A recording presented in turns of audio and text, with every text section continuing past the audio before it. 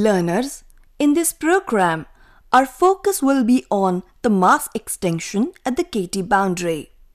We would also discuss few salient aspects of KT boundary. So, KT boundary and mass extinction, these are the two simultaneous events that took place at the advent of Deccan volcanism. So, we relate the Deccan volcanic activity with the mass extinction or sudden death of dinosaurs. And not only this affected, what I am saying that sudden death of dinosaur has taken place, but what was the reason behind it? The ashes, the clouds, the gases, acid rains, they accompanied with the Deccan volcanism, and these are the important factors which are held responsible for the death of dinosaurs. But there are again diverse views. There are two schools of thoughts. One belongs to Alvarez group of scientists. Alvarez is a Nobel laureate who won Nobel Prize, but another school of thought is led by Officer and Drake. What Alvarez says? Alvarez is of the view that Deccan volcanism was not responsible for the sudden death of dinosaurs. Dinosaur death was because of the impact, bolide impact. There are evidences, Chicxulub crater, the sudden impact of meteorite, huge meteorite fell over the earth's surface, and because of the impact lot of dust was produced, and because of dust the entire earth was covered with clouds, and because of these clouds dinosaurs could not get their food and they died. There are evidences in support of this theory, like enormous concentration of iridium. Where from iridium has come? There are only two major sources of iridium. One is from the mantle or from the meteorite. Meteorite and mantle are more or less chemically similar in composition. So, there are two possibilities that this meteorite was held responsible for anomalous concentration of iridium. Secondly, the tektites, the volcanic glasses, spherulites, spherule-like minerals, they are mostly spinels, their abundance. Based on these evidences, Alvarez of the view that the bolide was held responsible for the sudden death of dinosaurs. But Officer and Drake school is of the view that no, it is not that. The volcanism was the main important issue that was held responsible for the sudden death of dinosaurs. Major catastrophe at the end of Mesozoic and the beginning of the Cenozoic, the major catastrophe that has taken place because of volcanism, not because of bolide. This was of the view Officer and Drake. But a third school also emerged out over the time period and says no, bolide was responsible, and because of bolide there was sudden disturbance in the equilibrium of the mantle. Mantle equilibrium was disturbed, and as a consequence volcanism has taken place. So, third school was giving a theory which is called impact triggered volcanic theory, which was held responsible for the sudden death of dinosaurs. But out of this context, what I am saying, it is based on certain scientific facts. What are those facts? Mass extinction and iridium anomaly. They are coincidental. Feldspar spherules are also associated with mass extinction. Impact products like impact glass is also associated. Impact shocked quartz is also associated. You can see the photographs here, the feldspar here.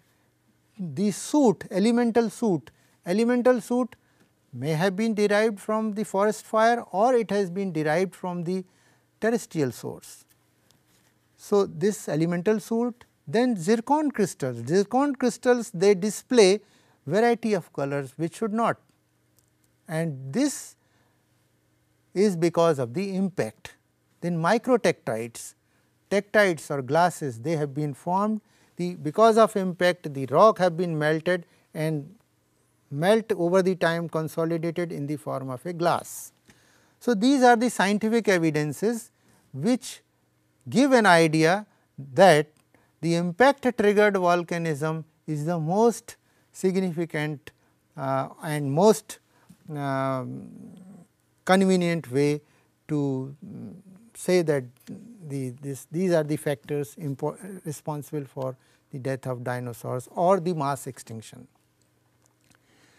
So, of late Paul et al. 2013 published a paper in Nature and Schoen et al. Also published a paper in Science, concluded that Deccan volcanic activity initiated prior to the Cretaceous Paleogene boundary.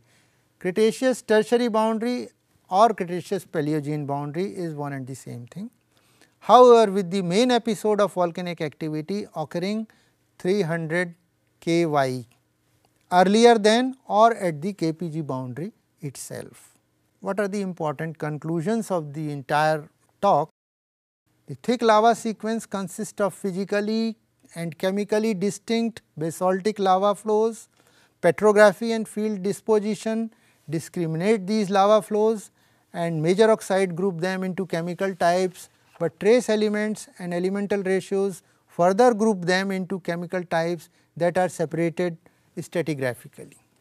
Second important thing is major and trace elements and Nd, Pb and strontium isotope, neodymium, strontium, lead isotope data discriminate lava flows into different formations, very successful way. Based on isotopic data, the superposition of order of superposition is important. Order of superposition means one lava flow is laid over another lava flow. Of Mahabaleshwar like lava flows over with the Ambanelli and Polatpur like characteristics is in the same stratigraphic order as seen in the distant areas. Distant areas mean peripheral areas like Rajmahendri or Mandla area or Sagar areas.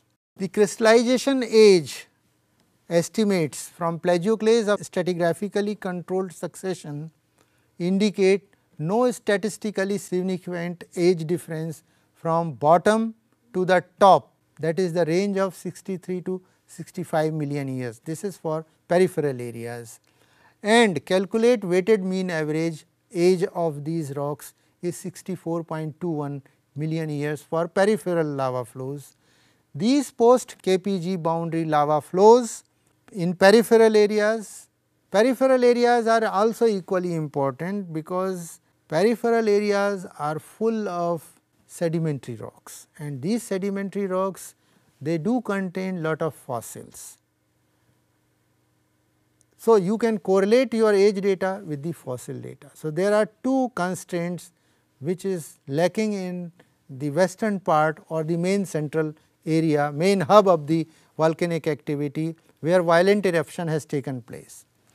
The new ages are consistent, however, the geochemical correlation of Mandla lobe lava flows with the uppermost succession of the southwestern Deccan indicate that this post KPG boundary youngest phase of flood basalt activity erupted over much of the province. Second phase was the most important phase, the late Maastrichtian Lametta beds. You see the Lametta beds, they are the sedimentary rocks which are lying below the lava flows. The very important part of this Lametta bed is that they contain fossil content. Akela polianite is important fossil which is also seen in Lametta beds and also seen in the Madagascar. Similar species found both the places. So, presence of this fossil actually gives a age bracket of 70 million years to Lametta, and overlying lava flow must be younger than 70 million years. Initial Deccan volcanism as to early 70 million years, and considering the estimated time of formation of bole clays to 5 million years. The sedimentary units, number of sedimentary units, they entail time period of around 5.3 million years.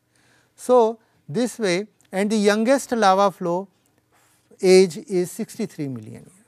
So, overall duration of the volcanic eruption might be from 70 million years, or for that matter 67.5 million years to 63 million years, may around 5 to 6 million years. This Deccan volcanic activity took place in the Indian subcontinent.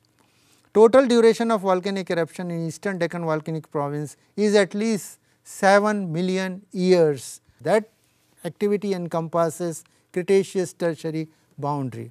And finally, in these words we conclude that Deccan volcanism occurred in several places. An earlier phase formed the Great Western Succession near Bombay, Maharashtra region of lava flows, whereas the later phase formed the terminal lava flows of the southwest region, an entire succession of the Mandla lobe in the east. That means the younger phase. Learners, now let us summarize what we have learnt. We have briefly learnt about KT boundary and mass extinction. Thank you so much.